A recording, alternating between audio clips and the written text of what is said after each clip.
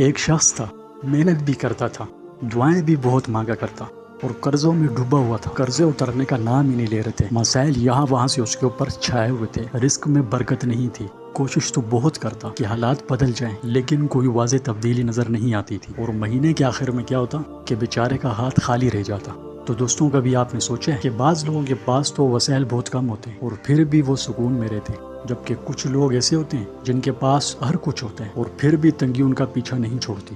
تو یہ اصل فرق پیسے میں نہیں ہے، بلکہ ایک چھپی ہوئی عادت میں ہوتا ہے، اور آج کی اس ویڈیو کے اندر میں آپ کو اسی راز کے بارے میں بتاؤں گا۔ جی ہاں، آج کی اس ویڈیو کے اندر ہم بات کریں گے استغفار اور رزق کے اس تعلق کی، اس کنیکشن کی، جسے بہت کم لوگ جو ہے نا جانتے ہیں، مگر حقیقت میں یہ زندگی بدلنے والی چیز ہے۔ دوستوں، یہ استغفار اسپیشل سیریز کا ایپیسوڈ نمبر 7 ہے، اور اس ویڈیو کے آخر تک انشاءاللہ آپ کو وہ نقطہ سمجھ آ جائے گا جو رزق کی تنگی کو دیکھنے کا آپ کا نظریہ بدل دے گا۔ لیکن اس سے پہلے ایک سیکنڈ رکیں، سچ بتانے اس وقت آپ کی سب سے بڑی تنگی کیا ہے؟ قرض ہے، یا نوکری نہیں ہے، یا کاروبار کے حوالے سے ٹینشن ہے، یا گھر کے خرچات ہینڈل نہیں کر پا رہے؟ آپ کو کیا کیا مسئلہ ہے کامنٹ کے اندر لازمی لکھیں، اور ساتھ میں استغفر اللہ لازمی لکھیں۔ آپ میں سے جتنے لوگ بھی کامنٹ کے اندر اپنی پریشانیاں لکھیں گے، ہم انشاءاللہ آپ کے لیے اجتماعی دعا کریں گے۔ تو کامنٹ میں استغفر اللہ لکھنا اور اپنی پریشانیوں کا ذکر کرنا مت بھولیے گا۔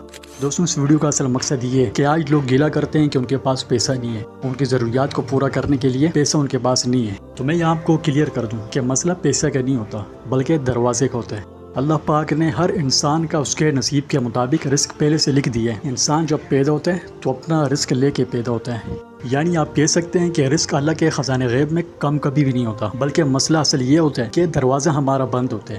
جس دروازے سے رزق نازل ہوتے ہیں وہ دروازہ ہی ہمارے اوپر بند ہوتا ہے، اور یہ دروازہ بند کیوں ہوتا ہے؟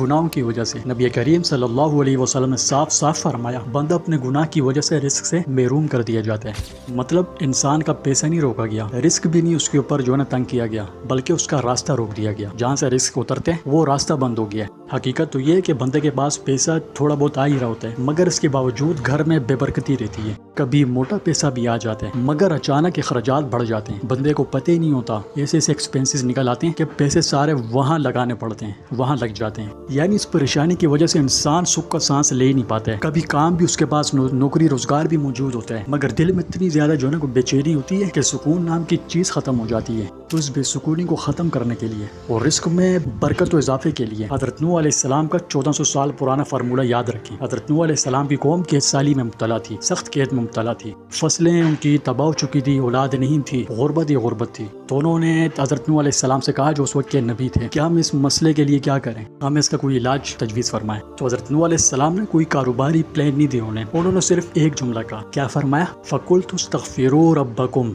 إِنَّهُ كَانَ غَفَّارًا، یعنی اپنے رب سے معافی مانگو، وہ بہت بخشنے والا ہے۔ اگر تم یہ کام کر لو تو اس کے بعد کیا ہوگا؟ يُرْسِلِ السَّمَاءَ عَلَيْكُمْ مِدْرَارًا، یعنی تم پر موسلادھار بارشیں بھیجے گا۔ دوسرا انعام وَيُمْدِدْكُمْ بِأَمْوَالٍ، مال سے تمہاری مدد فرمائے گا۔ اور تیسرا انعام وَبَنِينَ، یعنی بیٹے عطا کرے گا۔ اور اگلا انعام یہ ہے کہ تمہارے لیے باغات پیدا فرمائے گا اور نہروں کی جو ہے نا روانی فرما دے گا۔ یہ سورہ نوح کی آیت 10 سے 12 ہے۔ اس میں اگر بندہ غور کرے تو مال کا ذکر نا بارش کے بعد آیا ہے، اور پہلی شرط یہ رکھی گئی ہے کہ نعمتوں کو حاصل کرنے کے لیے کیا کرنا ہے؟ اللہ پاک سے پکی سچی توبہ کرو۔ اگر تم توبہ کرو گے تو اللہ پاک تمہیں یہ مذکورہ بالا انعامات سے نوازے گا۔ یعنی پہلے اپنے گناہ بخشواؤ، جو تم نے اپنے اوپر رزق کا دروازہ بند کر دی ہے نا، تو استغفار کے ذریعے، توبہ کے ذریعے اس دروازے کو کھلواؤ، پھر انشاءاللہ آسمان سے آپ کے اوپر خوب خیر و برکتیں نازل ہوں گی۔ اور دوستوں، یہی وہ جگہ ہے جہاں استغفار صرف عبادت نہیں رہتا، یہ بندے کی اصلاح بن جاتے ہیں، انسان کے اندر کی، انسان کی سوچ میں، اس کے رزق میں اور اس کی حالت میں۔ یعنی معلوم ہوا کہ استغفار صرف گناہ معاف کرنے کا ذریعہ نہیں ہے، مطلب گناہ تو اس سے معاف ہوتے ہی ہے، اس میں کوئی شک نہیں ہے، لیکن یہ رزق کے بند دروازے کھولنے کا ذریعہ بن جاتے ہیں۔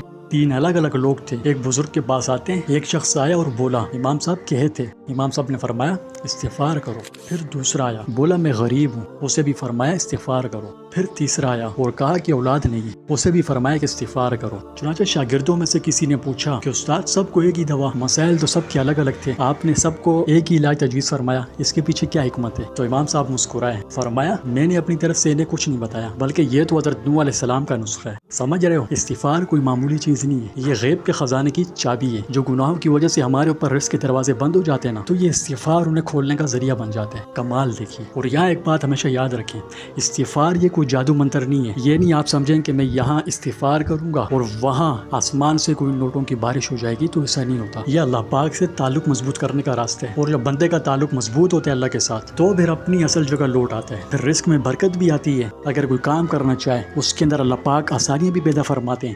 مشکلات اگر اسے کوئی درپیش ہوں تو اللہ پاک انہیں ان سے نکلنے کے راستے بتاتے ہیں اور اپنے خزانے غیب سے اسے روزی پہنچاتے ہیں۔ اور یہ بات دوستوں یاد رکھیے، استغفار کا مطلب یہ نہیں کہ بندہ جلدی جلدی سے اپنی زبان سے جو ہے نا اس کو رٹ لے، استغفر اللہ استغفر اللہ استغفر اللہ۔ یہ صرف رٹنے کا نام نہیں ہے۔ استغفر اللہ پڑھنے کا ثواب انشاءاللہ ملے گا، ٹھیک ہے، لیکن میں ثواب سے ہٹ کے بات کر رہا ہوں، ثواب کی میں بات نہیں کر رہا ہوں۔ استغفار میں 3 چیزیں ہونی چاہیے۔ وہ 3 چیزیں کیا ہیں یہاں میں وقت کی کمی کی وجہ سے نہیں بتا سکتا، ورنہ ویڈیو بہت زیادہ طویل ہو جائے گی اور آپ کے لیے دیکھنی مشکل ہو جائے گی۔ تو بہتر ہے آپ اس سیریز کا جو ہے نا ایپیسوڈ نمبر 1 لازمی دیکھیں، کیونکہ وہاں میں نے استغفار میں 3 چیزیں تو بتائی ہے، لیکن اس کے علاوہ بھی وہ کام کی باتیں بتائیں جو انشاءاللہ اگر آپ اس ویڈیو کو دیکھ لیں تو زندگی آسان ہو جائے گی۔ ویڈیو کا لنک میں اینڈ اسکرین میں دے دوں گا، ٹھیک ہے۔ تو دوستوں جب آپ استغفار اس ویڈیو میں بتائے ہوئے طریقے سے کریں گے تو انشاءاللہ آپ اپنے اندر خود جو ہے نا تبدیلیاں محسوس کریں گے، اور جب کسی انسان کے اندر تبدیلیاں آتی ہیں تو اس کی دعائیں بھی قبول ہوتی ہیں۔ اگر کوئی کام کرے تو اس کام میں برکتیں بھی آتی ہیں اور گھروں میں خوشحالیاں بھی آتی ہے، اور رزق تو استغفار کے ساتھ خاص تعلق رکھتے ہیں، اور رزق تو بندے کا کھلتا ہی کھلتا ہے۔ اچھا مجھے جو ہے نا میں آپ سے ایک سوال پوچھنا چاہتا ہوں یہاں ٹاپک کی مناسبت سے، آپ مجھے بتائیں کیا آپ نے بھی کبھی اپنی زندگی میں ایسا وقت دیکھا ہے کہ جب ہر طرف سے جو ہے نا بندشیں محسوس ہوتی ہوں اور پھر اچانک کسی نیکی کی وجہ سے، کسی دعا یا استغفار کے بعد آپ نے محسوس کیا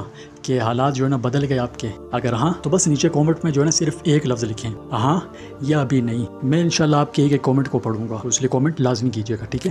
اور دوستوں آج سے یہ خاص عمل لازمی کریں، یہ چھوٹا سا عمل شروع کر دیں، دن میں کم از کم جو ہے نا آپ 2000 مرتبہ استغفار لازمی کریں۔ اب اس کا طریقہ کیا ہے؟ آپ جانتے ہیں کہ یہاں اس کے اوپر بات کرنا مناسب نہیں ہے، کیونکہ ویڈیو پہلے ہی طویل ہو گئی ہے۔ اگر یہاں اس کو بھی بتانے لگ گیا تو یہ بہت زیادہ لمبی ہو سکتی ہے، اس لیے میں آپ کو ہائیلی ریکمینڈ کرتا ہوں کہ میں نے اس ویڈیو کے پن کامنٹ کے اندر اس کا لنک دیا ہوا ہے کہ 2000 مرتبہ استغفار کا نا خاص عمل، تو آپ اسے ایک دفعہ لازمی دیکھ لیجیے گا۔ اور سب سے ضروری بات، استغفار آپ کرتے رہیں، اسی کے ساتھ ساتھ حلال کمائی کی بھی کوششیں کریں، کیونکہ استغفار دروازہ ہے اور حلال کوششیں اس دروازے سے رزق کو اندر لاتی ہیں۔ دونوں اگر ساتھ ساتھ چلیں تو بہت بہترین اثر دیکھنے کو ملتا ہے، کیونکہ رزق محنت سے آتا ہے لیکن برکت استغفار سے آتی ہے۔ محنت آپ کرو گے، دروازے اللہ کھولے گا۔ تو اس لیے دوستوں محنت کبھی نہیں چھوڑیں، محنت کرتے رہیں، حلال کام کے لیے محنت بھرپور کریں، اسی کے ساتھ توبہ استغفار کی کثرت بھی کریں۔ اچھا توبہ استغفار سے یاد آیا، توبہ اور استغفار دونوں ایک ساتھ ہونے کے باوجود الگ الگ چیز، کیسے الگ، ان کے اندر کیا ڈیفرنس ہے، کیا چیز ان کے اندر جو ہے نا فرق پیدا کرتی ہے، اس بارے میں بھی یہاں بات نہیں کر سکتا۔ اگر آپ اس بارے میں ڈیٹیل میں سمجھنا چاہتے ہیں کہ توبہ اور استغفار کے اندر کیا فرق ہے تو میں اس ویڈیو کے آخر میں پلے لسٹ لگا دوں گا اینڈ اسکرین کے اندر، تو آپ اس کے اندر اس ویڈیو کو دیکھ سکتے ہیں، ٹھیک ہے۔ باقی ویڈیو کے حوالے سے اگر آپ کو کچھ پوچھنا ہو تو آپ مجھ سے اسی ویڈیو کے کامنٹس کے اندر اپنے سوالات پوچھ سکتے ہیں، ٹھیک ہے۔ مجھ سے جتنا ہو سکے میں انشاءاللہ آپ کے سوالات کے جوابات بر وقت دوں گا۔ باقی دوستوں ثواب کی نیت سے کامنٹ کے اندر استغفر اللہ لکھ کے ویڈیو کو